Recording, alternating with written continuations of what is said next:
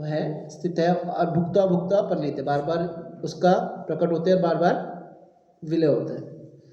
तो इसका मतलब है कि जीव और जो है प्रकृति शुरुआत से है ना। भगवान जब से तब से जीव और प्रकृति चल रही है ना। तो एक तरह से देखा जाए तो उनको आश्रय प्रदान करने स्वयं भगवान है। एक तरह से हम कह भी सकते हैं कि भगवान से उनका प्राकट्य है। बोलते भी ये वैष्णव सिद्धांत है कि सभी कहाँ से आए, आदि जैसे भागवतम के पहले उससे बताते हैं कि भगवान से सब कुछ आया है ना। तो कहने का भाव यह है कि हम ना तो उनको डेट या टाइमलाइन स्टैम्प से कुछ कर सकते हैं कि भाई ये इस समय जो है प्रकट हुए थे, ऐसे प्रकट हुए थे, नहीं। जब से भगवान है तब से भगवान की शक्तियाँ हैं, है ना। तो अनादि इस सेंस में है ना।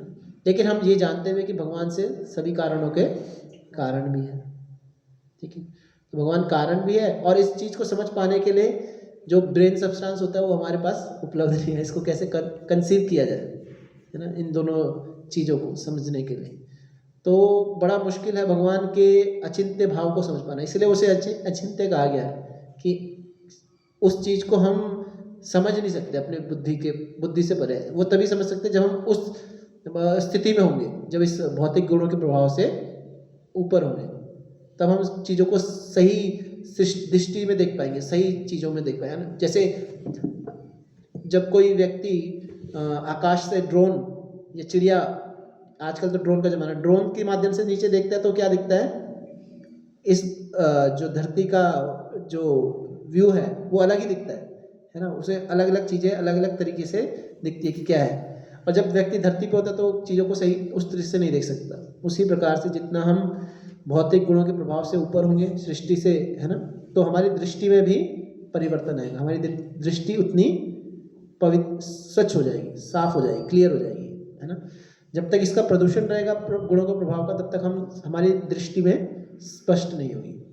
इसीलिए हमारी स्थिति में क्या बोला जाता है, हम सब जीवों को क्या करना चाहिए, शास्त्र चक्षु को डेवलप करना चाहिए। शास्त्र चक्षु का मतलब है कि देखें, लेकिन किसके माध्यम से, शास्त्रों के माध्यम से। अगर शास्त्रों के माध्यम से नहीं देखेंगे तो फिर अपनी दृष्टि से धोखा खाएंगे, क्योंकि गुणों के प्रभाव के माध्यम से देख रहे हैं। चश्मे में जो कलर है उसी माध्यम से हम देख रहे हैं। तो इसलिए शास्त्र जो है किसके द्वारा बोले गए हैं, नारायण के श्वास बताए गए हैं, तो नारायण ने बोले हैं, है ना। तो उनके माध्यम से देखेंगे तो हम चीज़ों को सही पर्सपेक्टिव में समझ पाएंगे, ठीक है। बस इतना ही कह सकते हैं और कैसे।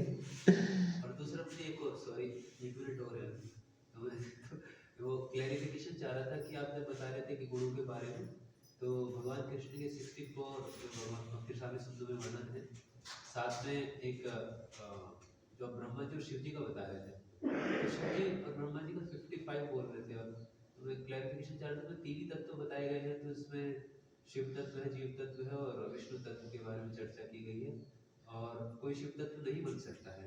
तो 55 तो मुझे मतलब I am doubting on this point. शक्ति तत्व भी है, मतलब ब्रह्मा जी तत्व तक एक जीव आ सकता है? नहीं।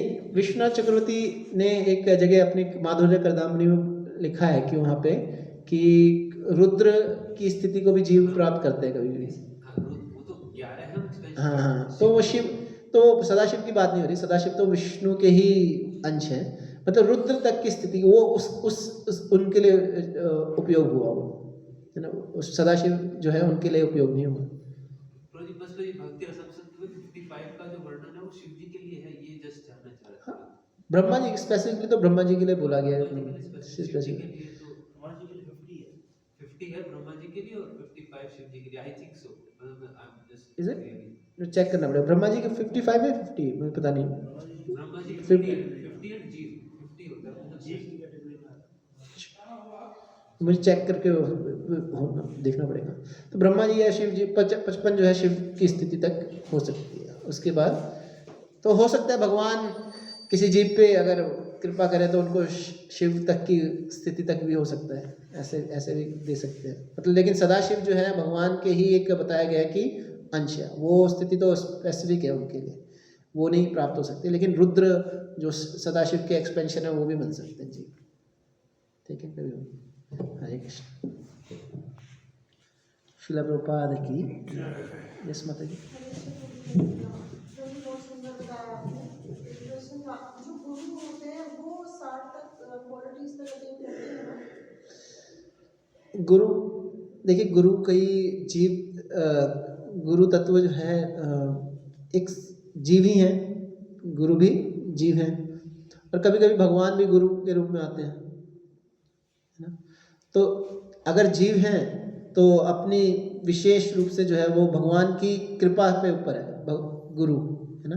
तो गुरु जो है कई रूप से भगवान जो है अपनी विशेष शक्ति जो है प्रदर्शित करा सकते हैं कई जीवों के माध्यम से।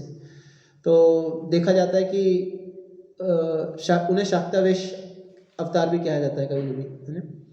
तो अगर तत्व की दृष्टि से देखें तो 50 जो बताया कि जीव जो है एटमोस्ट 50 गुण भगवान के प्रदर्शित करते हैं, लेकिन अगर भगवान चाहे तो अपने कृपा से गुरु के माध्यम से कई अलग तरह के चीज़ें भी प्रदर्शित करा सकते हैं, विशेष रूप से गुण प्रदर्शित करा सकते हैं, क्योंकि जब मुक्त अवस्था में हो जाते हैं तो फिर साधारण चीज़ें जो है प्रभाव नहीं रहता उन पर।